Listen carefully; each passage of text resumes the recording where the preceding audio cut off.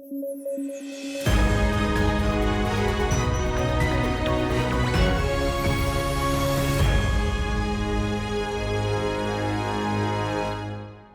News at 9 programme में आपका स्वागत है। मैं हूं अमृत उपाध्याय। आइए जल्दी से देखें आज के हेडलाइंस।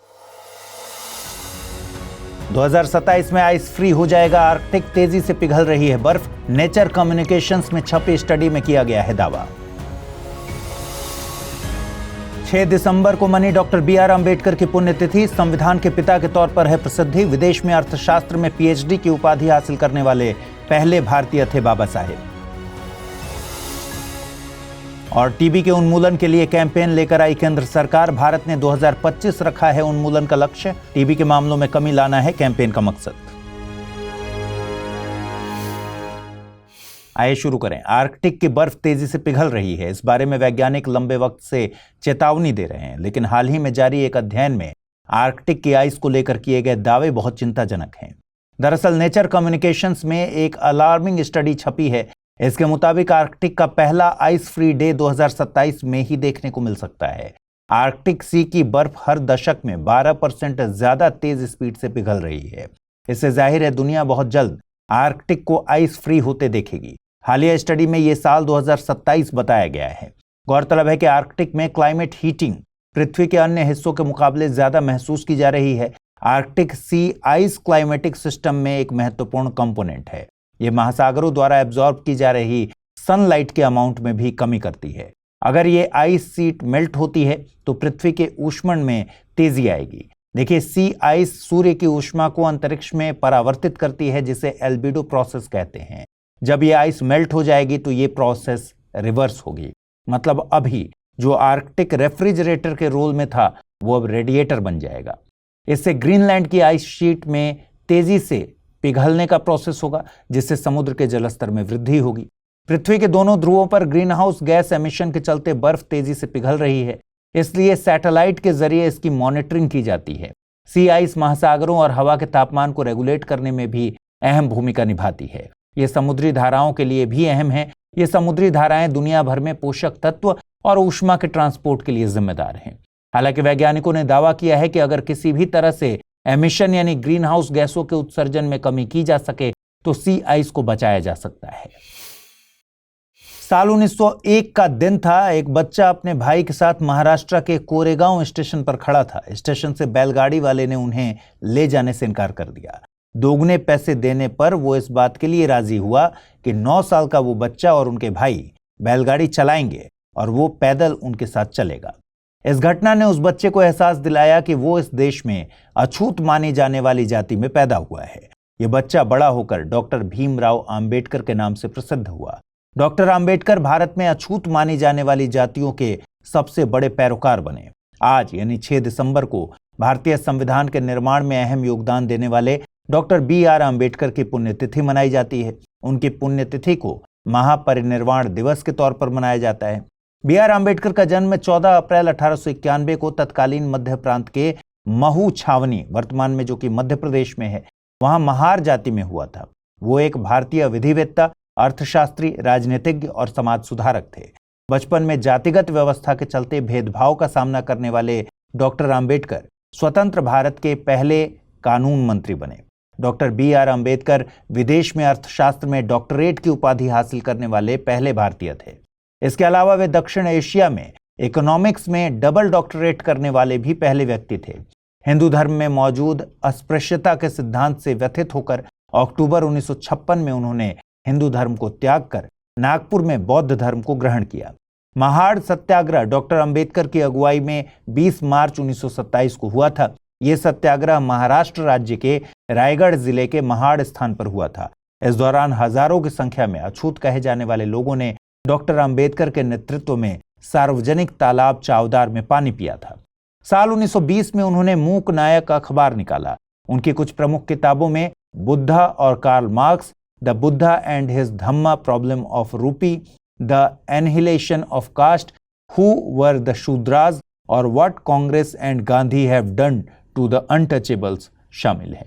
इसके अलावा waiting for a visa doctor Ambedkar की ऑटोबायोग्राफी है। इस किताब को कोलंबिया यूनिवर्सिटी में एज अ टेक्स्ट बुक पढ़ाया जाता है। इस किताब के जरिए डॉक्टर अंबेडकर ने यह बताने की कोशिश की है कि भारत में अनटचेबिलिटी और जातिगत भेदभाव काम कैसे करता है। उन्होंने 1930 से 1932 तक लंदन में आयोजित तीनों गोलमेज सम्मेलनों में हिस्सा लिया। 1932 में उन्होंने पूना पैक्ट पर हस्ताक्षर किए, जिसमें वंचित वर्गों के लिए अलग निर्वाचक मंडल बनाने के विचार को हटा दिया गया। उन्होंने all India scheduled caste federation, independent labour party और बहिष्कृत हितकारिणी सभा की स्थापना की थी। हिंदू कोड बिल पर मतभेद को लेकर उन्होंने 1951 में कैबिनेट से इस्तीफा दे दिया था। इस हिंदू कोड बिल ने भारत में महिलाओं को कई अधिकार दिलाए। बाबा साहेब को भारतीय संविधान का पिता, father of the Indian constitution भी कहा जाता है। वे संविधान निर्माण की प्रारूप समिति के अध्यक्ष थे। 2024 की शुरुआत में डॉक्टर BR अंबेडकर की प्रतिमा का अनावरण आंध्र प्रदेश के विजयवाड़ा में किया गया था। इसे स्टैच्यू ऑफ सोशल जस्टिस नाम दिया गया है। यह प्रतिमा अंबेडकर की दुनिया में सबसे ऊंची प्रतिमा है। साथ ही यह प्रतिमा भारत की सबसे ऊंची गैर धार्मिक संरचना है। डॉक्टर अंबेडकर से जुड़े और भारत में स्थित कुछ प्रमुख स्थानों की बात करें तो अंबेडकर दीक्षा भूमि नागपुर में है, चैत्य भूमि मुंबई में है और प्रेरणा स्थल यूपी के नोएडा में स्थित है। भारत की अंतरिक्ष एजेंसी इसरो गगनयान मिशन के लिए बहुत तेजी से काम कर रही है। हाल ही में इसरो ने ESA यानी यूरोपियन स्पेस एजेंसी के साथ एक TIP यानी टेक्निकल इंप्लीमेंटिंग प्लान पर हस्ताक्षर किए हैं। इस समझौते के तहत यूरोपियन स्पेस एजेंसी इसरो को ग्राउंड ट्रैकिंग सपोर्ट मुहैया कराएगी, जिससे गगनयान मिशन में डेटा फ्लो की निरंतरता आएगी। साथ ही ऑर्बिटल ऑपरेशंस की मॉनिटरिंग की जा सकेगी। इसरो और ESA एक दूसरे के मिशन में लंबे वक्त से सहयोग कर रहे हैं। हालिया TIP समझौते इस दिशा में एक अगला कदम है। देखिए, गगनयान मिशन भारत का एक बहुत ही एम्बिशियस प्रोजेक्ट है। इसमें एक 3 सदस्यीय क्रू को 3 दिनों के लिए 400 किलोमीटर की एक ऑर्बिट में भेजा जाएगा और फिर उन्हें पृथ्वी पर सुरक्षित वापस लाए जाने की क्षमताओं का प्रदर्शन किया जाएगा। ये सेफ लैंडिंग भारतीय समुद्री जल में ही कराई जाएगी। गगनयान मिशन की लॉन्चिंग के लिए LVM-3 रॉकेट का इस्तेमाल किया जाएगा। गगनयान मिशन का सबसे अहम लक्ष्य है मानवीय सुरक्षा।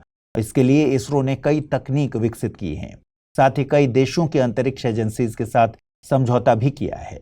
ESA के साथ इसी कड़ी में समझौता किया गया है। केंद्रीय स्वास्थ्य मंत्रालय एक 100 दिनों का TB एलिमिनेशन प्रोग्राम लॉन्च करने जा रहा है। इसमें TB के मामलों की पहचान, डायग्नोज में होने वाली देरी में कमी और ट्रीटमेंट आउटकम्स में सुधार किया जाएगा। इस कैंपेन की शुरुआत हरियाणा के पंचकुला से केंद्रीय स्वास्थ्य मंत्री JP नड्डा द्वारा की जाएगी। ये कैंपेन देश के 347 जिलों में लागू किया जाएगा। साथ ही इसका मकसद TB के मामलों और इलाज में फैली असमानता को भी दूर करना है। इस कैंपेन को निक्षय पोषण योजना और प्रधानमंत्री TB मुक्त भारत अभियान के साथ भी अलाइन किया जाएगा। देखिए, केंद्रीय स्वास्थ्य मंत्रालय TB के लिए एक निक्षय पोषण योजना चलाता है। पोषण TB के इलाज में एक अहम भूमिका निभाता है। इसमें TB के रोगियों को अपनी पोषण से जुड़ी जरूरतों को पूरा करने के लिए हर महीने वित्तीय सहायता मुहैया कराई जाती है, जिसे अक्टूबर 2024 में 500 रुपए से बढ़ाकर 1000 रुपए प्रति माह किया गया है। TB दुनिया के टॉप 10 मौत के कारणों में शामिल है। इसके लिए माइकोबैक्टीरियम ट्यूबरकुलोसिस बैक्टीरिया जिम्मेदार है। TB का इलाज संभव है, इसे रोका जा सकता है, लेकिन फिर भी TB दक्षिण पूर्व एशिया, अफ्रीका और पश्चिम प्रशांत क्षेत्र के लोगों को ज्यादा प्रभावित कर रहा है। भारत, इंडोनेशिया, चीन, फिलीपींस और पाकिस्तान में दुनिया के आधे से ज्यादा मामले हैं। SDG 3.3 में 2030 तक TB को खत्म करने का लक्ष्य रखा गया है। जनवरी 2024 से लेकर अक्टूबर 2024 तक भारत में 21,69,000 मामले TB के दर्ज किए गए। साथ ही भारत में TB से होने वाली मौतों में 21.4% की कमी भी दर्ज की गई है। भारत ने TB उन्मूलन के लिए 2025 का लक्ष्य रखा है। इसके लिए भारत सरकार एंड TB बाई 2025 का लक्ष्य तय कर चुकी है। उत्तर प्रदेश लोक सेवा आयोग से जुड़ा नॉर्मलाइजेशन का मामला अभी पूरी तरह से थमा भी नहीं था कि 70वीं BPSC प्रारंभिक परीक्षा के नॉर्मलाइजेशन के खिलाफ सैकड़ों की संख्या में अभ्यर्थी आज पटना की सड़कों पर उतर गए। इस दौरान अपनी मांगों को लेकर अभ्यर्थियों ने बिहार लोक सेवा आयोग के ऑफिस के सामने जमकर प्रदर्शन किया। आइए सबसे पहले जानते हैं कि ये नॉर्मलाइजेशन होता क्या है। देखिए, जब परीक्षा में अभ्यर्थियों की संख्या अधिक होती है तो इसे 2 या ज्यादा शिफ्टों में आयोजित किया जाता है। हर पाली के लिए अलग अलग क्वेश्चन पेपर तैयार किए जाते हैं। ये कई सेट में होता है। अगर पहली शिफ्ट में कैंडिडेट्स के एवरेज नंबर कम आए या अटेम्प्ट भी कम रहा तो ऐसे पेपर को टफ पेपर माना जाता है। इसमें कैंडिडेट्स का औसत नंबर कम हो जाता है। इसी तरह दूसरी शिफ्ट में कैंडिडेट्स के एवरेज नंबर ज्यादा आए या अटेम्प्ट ज्यादा रहा तो ऐसे पेपर को आसान पेपर माना जाता है। जब ओवरऑल रिजल्ट तैयार होता है तो यह कैंडिडेट्स के औसत अंकों के आधार पर होता है, जिसे नॉर्मलाइजेशन कहा जाता है। अब बीपीएससी 17वीं सिविल सेवा प्रारंभिक परीक्षा पर लौटते हैं। अब आप सोच रहे होंगे कि यहां आगामी 13 दिसंबर को एक ही शिफ्ट में और एक ही दिन परीक्षा का आयोजन होना है, एडमिट कार्ड भी जारी कर दिया गया है, तो फिर किस नॉर्मलाइजेशन का विरोध हो रहा है? दरअसल कुछ महीने पहले ही एक प्रेस कॉन्फ्रेंस के दौरान बीपीएससी के अध्यक्ष परमार रवि मनुभाई ने कहा कि 17वीं पीटी की परीक्षा कुछ बदलावों के साथ होगी। परीक्षा में प्रश्नों के 4 सेट का इस्तेमाल किया जाएगा। सभी सेट अलग अलग होंगे, इनके रंग भी अलग अलग होंगे। इसमें जिले के हिसाब से बदलाव भी संभव है और आखिर में परीक्षा का नतीजा नॉर्मलाइजेशन के आधार पर निकाला जाएगा। और तभी से नॉर्मलाइजेशन का विरोध हो रहा था, जो एडमिट कार्ड आने के बाद और इस मामले ने तूल पकड़ लिया है। हालांकि बीपीएससी के सचिव सत्यप्रकाश शर्मा ने कुछ मीडिया एजेंसी के हवाले से कहा है कि नॉर्मलाइजेशन लागू नहीं हो रहा, इसे लेकर केवल अफवाहें उड़ाई जा रही हैं। परीक्षा में प्रश्नों के 4 सेट जरूर हैं, मगर इस्तेमाल किसी एक सेट का ही किया जाएगा। आइए देखें आज का टर्म ऑफ द डे। आज का टर्म ऑफ द डे है सेकुलर स्टेट, यानी धर्मनिरपेक्ष राज्य।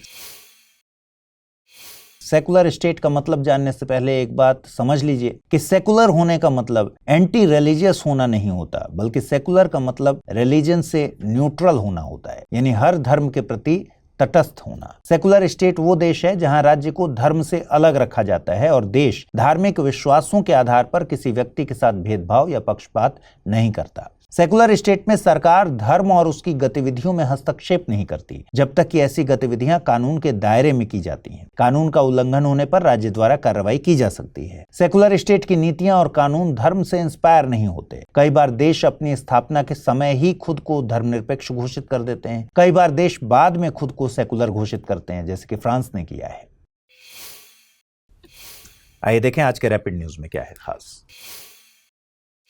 यूरोपीय अंतरिक्ष एजेंसी ने वेगा सी रॉकेट को फ्रेंच गुयाना से सफलतापूर्वक लॉन्च किया है। इस रॉकेट के जरिए ईयू ने सेंटिनल-1C सैटेलाइट को लॉन्च किया, जो पृथ्वी के बदलते पर्यावरण की निगरानी करेगा और हाई रेजोल्यूशन वाली इमेजेस प्रदान करेगा। इसके अलावा यह सैटेलाइट समुद्री यातायात की निगरानी करने में भी मदद करेगा। इस सफलता ने वेगा सी रॉकेट को फिर से चर्चा में ला दिया है। वेगा सी पहले के वेगा रॉकेट का एक बेहतर संस्करण है, जिसे 2022 में असफल उड़ान के बाद फिर से विकसित किया गया। अब यह रॉकेट 2 टन से अधिक पेलोड ले जा सकता है और उन्हें विभिन्न ऑर्बिट्स तक पहुंचा सकता है।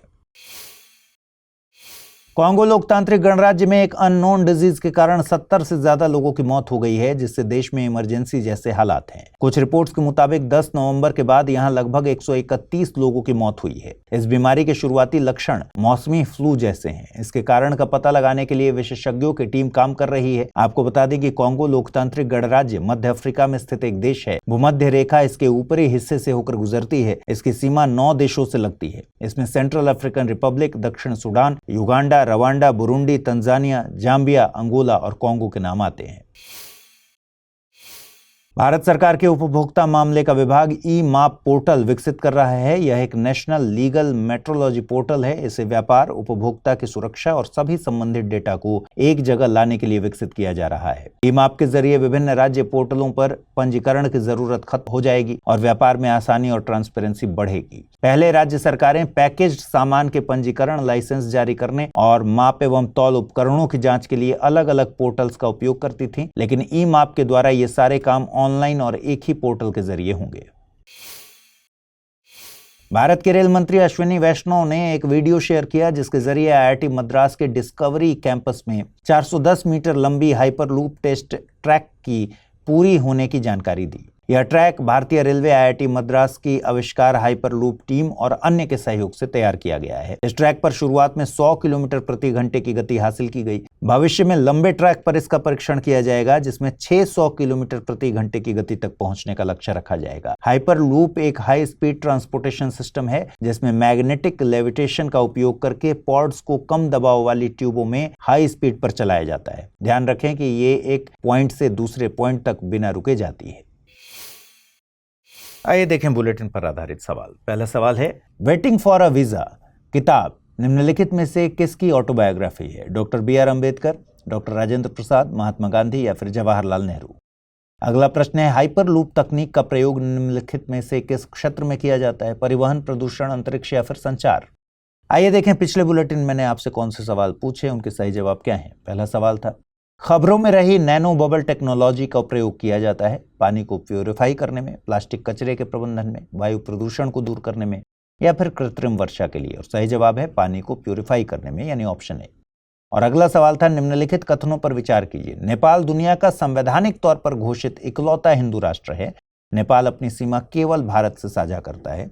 गलत कथन या कथनों का चुनाव कीजिए, केवल एक, केवल दो, एक और दो दोनों, न तो एक और नहीं दो। सही जवाब है विकल्प सी, यानी एक और दो दोनों कथन गलत है। तो आज इस बुलेटिन में इतना ही। कल रात 9 बजे फिर से मुलाकात होगी पूरे हफ्ते के कंपाइलेशन के साथ। ख्याल रखिए अपना, ठीक से पढ़ाई कीजिए। अगर आप इस बुलेटिन की PDF हासिल करना चाहते हैं, अमृत उपाध्याय 007 टेलीग्राम चैनल है जिस पर इसकी PDF रोजाना मिलती है। आज पूछे गए सवालों का जवाब भी कमेंट सेक्शन में देना है। नमस्कार।